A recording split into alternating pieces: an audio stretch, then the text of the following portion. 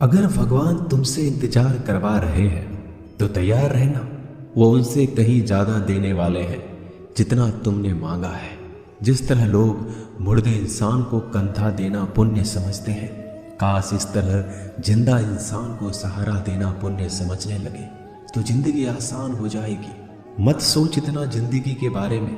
जिसने जिंदगी दी है उसने भी तो कुछ सोचा होगा। बेवजह ही नहीं होती लोगों से मुलाकात, किसी से सबक मिलता है तो किसी से ज्ञान। श्री कृष्ण कहते हैं, किसी को दुख देकर मुझसे अपने सुख की इच्छा मत करना। अगर तुम किसी को एक पल का भी सुख देते हो तो अपने दुख की चिंता कभी मत करना। जब दर्द और कर्बी बोली दोनों सहन होने लगे तो समझ लेना जीना आ गया है। कौन क्या कर रहा है, कैसे कर रहा है, क्यों कर रहा है, इन सब से आप जितना दूर रहेंगे उतना ही खुश रहेंगे। हंसते रहो तो दुनिया साथ है, वरना आंसुओं को तो आंखों में भी जगह नहीं मिलती। जीवन में जो होता है वह किसी वजह से होता है। या तो वह आपको कुछ बनाकर जाता है या फिर कुछ सिखाकर। कटना, पिसना और अंतिम समय तक निचोड़े जाना गन्ने से बेहतर कौन जानता है कि मीठा होने का नुकसान कितना होता है। जब कोई दिल दुखाए तो सबसे बेहतर है कि हम चुप हो जाएं, क्योंकि जिन्हें हम जवाब नहीं देते उन्हें फिर वक्त जवाब देता है। अंधे बहरे गूंगे बनकर अपने लक्ष्य पर ध्यान देते रहो। यहाँ इतने खाली लोग हैं कि ना खुद कुछ करेंगे और ना करने वालों को कुछ करने देंगे और उनका मनोबल भी तोड़ देंगे। लोग जरा सी बात पर आपको छोड़ देते हैं और भगवान जरा सी प्रार्थना से आपको थाम लेते हैं। कर्मों से डरिए, ईश्वर से नहीं। ईश्वर तो माफ कर देता है मगर कर्म नहीं। यह अटल सत्य है कि जैसे बछड़ा 100 गायों में अपनी माँ को ढूंढ लेता है, उसी प्रकार कर्म अपने कर्ता को आज नहीं तो कल ढूंढ ही लेता है। नीयत साफ और मकसद सही हो तो यकीनन किसी न किसी रूप में ईश्वर भी आपकी मदद करते हैं। जिंदगी में जितना शांत रहोगे अपने आप को उतना ही मजबूत पाओगे, क्योंकि लोहा ठंडा होने पर मजबूत होता है। गरीब रहोगे कोई ध्यान नहीं देता। मेहनत करोगे तो सब हंसेंगे, लेकिन जब कामयाब हो जाओगे तो सब जलेंगे। जिंदगी वो हिसाब है जिसे पीछे जाकर सही नहीं किया जा सकता।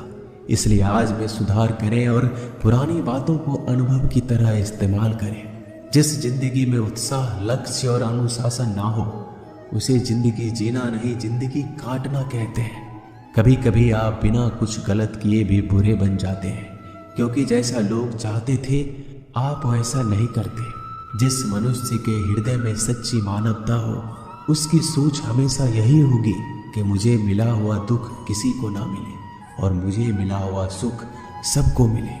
मैंने हंसकर भी देख लिया और रोकर भी देख लिया, किसी को पाकर किसी को खोकर भी देख लिया।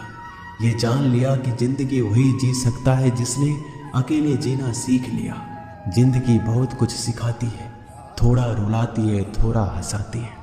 खुद से ज़्यादा किसी पे भरोसा मत करना, क्योंकि अंधेरे में तो परछाई भी साथ छोड़ देती है। अगर कोई आपको सच्चा प्यार करता है तो वह आपको समय जरूर देगा, आपकी हर स्थिति में साथ देगा, हमेशा आपके लिए समर्पित रहेगा। क्योंकि सच्चा प्यार एक दूसरे की खुशियाँ चाहेगा, आंखों में पानी नहीं। लोहे को कोई नष्ट नहीं कर सकता, बस उसका जंग उसे नष्ट कर सकता है। इसी तरह आदमी को कोई और नहीं बल्कि उसकी सोच ही नष्ट कर सकती है। इसलिए सोच अच्छी रखो, फल अच्छा ही होगा। इतना कमजोर मत बनो कि कोई भी आपको तोड़ सके, बल्कि इतना मजबूत बनो कि आपको तोड़ने वाला खुद ही टूट जाए। दर्द आपको मजबूत बनाता है, डर आपको बहादुर बनाता है, अनुभव आपको सिखा देता है। जिस दिन हम समझ जाएंगे कि सामने वाला गलत नहीं, सिर्फ आपकी सोच हमसे अलग है, उस दिन जीवन में सब दुख दूर हो जाएंगे। क्यों रोते हो? मन का ना होने पर जो लिखा है वही होकर रहेगा। एक रास्ता बंद करने से पहले भगवान 10 रास्ते खोल देते हैं। गर्मी के मौसम में पत्ते सूखने के बाद भी पंछी घोंसला नहीं छोड़ते, क्योंकि वो जानते हैं फिर से बरसात आएगी और पेड़ पर नए पत्ते आएंगे। जो हुआ उसे भूलकर नई शुरुआत करो और याद रखो, जिसका कोई नहीं होता उसका भगवान होता है। मतलब से जुड़े रिश्ते मतलब तक साथ देते हैं, लेकिन दिल से जुड़े रिश्ते आखिरी सांस तक निभाते हैं। अच्छा काम करते रहो, चाहे कोई सम्मान करे या ना करे, क्योंकि सूर्योदय तब भी होता है जब करोड़ों लोग सोए रहते हैं। दुनिया में हर एक काम आसान है, केवल अंदर से आवाज आनी चाहिए। हमेशा मेहनत और उस परमात्मा पर विश्वास रखना इस सफलता का सूत्र है। जीवन में सबसे बड़ी गलती वो है जिस गलती से हम कुछ सीख नहीं पाते। जो व्यक्ति अपने मन को काबू में कर सकता है वह जिंदगी में कुछ भी कर सकता है। इंसान की अच्छाइयों पर सब खामोश रहते हैं, लेकिन चर्चा अगर बुराई पर हो तो गूंगे भी बोल पड़ते हैं। श्री कृष्ण कहते हैं, तुम्हारे बीते हुए कल को तो मैं ठीक नहीं कर सकता, क्योंकि तुम वर्तमान में अगर अच्छा कर्म करोगे तो मैं तुम्हारा आने वाला कल जरूर उजागर करूंगा। झूठी बातों पर लोग आपकी वाहवाही करेंगे, वही लोग आपको तबाह करेंगे। बुरे से बुरा क्या ही होगा, हम तो हमेशा ही सोच लेते हैं, मगर अच्छे से अच्छा क्या होगा हम ये कभी नहीं सोचते। जो ईश्वर रात को पेड़ पर बैठे पक्षियों को कभी गिरने नहीं देता, तो सोचो वह तुम्हें अकेला और बेसहारा कैसे छोड़ सकता है। आज के ज़माने में कोई अपना नहीं होता, सिर्फ लोग तब तक साथ देते हैं जब तक उनका स्वार्थ होता है। अगर कोई अकेला है तो इसका मतलब ये नहीं कि उसे कोई पसंद नहीं करता, बल्कि वह अकेला इसलिए है क्योंकि उसने दुनिया की औकात जान ली है। एक बार राजा और उसका मंत्री तलवार को साफ कर रहे होते हैं। तलवार को साफ करते समय अचानक राजा के पैर पर तलवार गिर जाती है और राजा के पैर की उंगलियां कट जाती है। उस राजा को उंगली कटने के कारण बहुत ही तकलीफ हो रही थी, बहुत ही दर्द हो रहा था। लेकिन उसका मंत्री कहता है, शांत रहिए महाराज, जो कुछ भी होता है अच्छे के लिए होता है। राजा को यह बात सुनकर गुस्सा आ जाता है। वह मंत्री से कहता है कि मेरी उंगली टूट गई और तुम कह रहे हो अच्छे के लिए हुआ। वो मंत्री राजा को समझाने की कोशिश करता है, पर वो नहीं मानता और बिना सुने गुस्से के कारण मंत्री को काल कोठरी में बंद करने का आदेश दे देता है। पर मंत्री को इस बात का कोई दुख नहीं था, क्योंकि उसका अभी भी यही कहना था कि जो होता है अच्छे के लिए होता है। वो अपनी खुशी से ही अपने आप को सैनिक के हवाले कर देता है। राजा इस बात को सुनकर चौंक जाता है, सोचता है कि मेरा मंत्री कितना मूर्ख था। उसे लग रहा था कि मैंने उसे अच्छाई के लिए कैद कर दिया। इस घटना के 3 महीने बीत जाते हैं। एक दिन राजा अपने सैनिकों को लेकर शिकार करने के लिए जंगल में जाता है। राजा को एक हिरन दिखता है। हिरन का पीछा करते करते राजा घने जंगलों में चला जाता है। वह हिरन को पकड़ नहीं पाता और जंगलों में खो जाता है। वो बाहर आने के लिए रास्ता ढूंढता है, लेकिन रास्ता उसे नहीं मिलता। तभी कुछ आदिवासी लोग उसे घेर लेते हैं। उन लोगों को पता नहीं था कि वह राजा है। वो लोग अपने देवता को बलि चढ़ाने के लिए एक इंसान को ढूंढ रहे थे।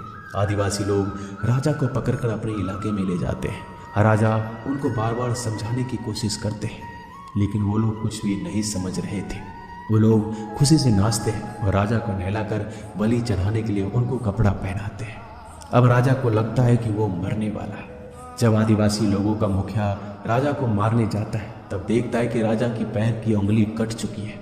इसको देखकर उसका मुखिया कहता है कि इस इंसान की बलि नहीं दी जा सकती, क्योंकि ये इंसान पूरा नहीं है, एक अंग कटा हुआ है, और उनके भगवान को एक पूरे इंसान की बलि ही दी जा सकती है। अगर ऐसे इंसान की बलि दी जाए जिसका अंग पहले से कटा हुआ है, तो उनके देवता खुश होने की जगह नाराज हो जाएंगे। फिर वो लोग राजा को छोड़ देते हैं। राजा खुशी खुशी अपने महल चला जाता है और सोचता है, अगर मेरी उंगली उस दिन ना कटी होती तो आज मेरी मौत हो जाती। इसका मतलब मंत्री सही कह रहा था, जो कुछ होता है अच्छे के लिए होता है। फिर राजा अपने सैनिकों को आदेश देता है कि जल्दी से जाकर मंत्री को रिहा किया जाए। फिर राजा मंत्री को अपना पद वापस देते हैं और पूछते हैं, मंत्री, उस दिन मेरी उंगली कट गई, मेरे लिए अच्छा हुआ, मैं मान गया, लेकिन तुम जेल में हो, इससे तुम्हारा क्या अच्छा हुआ। मंत्री खुशी खुशी राजा से कहता है, महाराज, आप शिकार के लिए जाते तो आपके साथ मुझे भी आना पड़ता, और अगर मैं आपके साथ जाता तो लोग मुझे मार देते। मंत्री की बात सुनकर राजा को समझ आता है कि जो भी हमारे जीवन में होता है वो अच्छे के लिए होता है। अगर हम अपने जीवन में देखें तो हमारे जीवन में भी कुछ मुश्किलें आती हैं, हम उनका सामना नहीं करते, हम उनको ही दोष देते हैं। ये मुश्किलें हमें आगे बढ़ाने और मजबूत कराने के लिए ही आती हैं। हमें हर मुश्किलों को सकारात्मक तरीके से देखना चाहिए, क्योंकि हर चीज़ कुछ न कुछ सिखाकर ही जाती है। हर व्यक्ति के जीवन में सुख और दुख का आना जाना बना रहता है। दोस्तों, आशा करते हैं कि ये वीडियो आपको पसंद आई होगी। मिलते हैं जल्दी नए ज्ञानवर्धक वीडियो के साथ। धन्यवाद।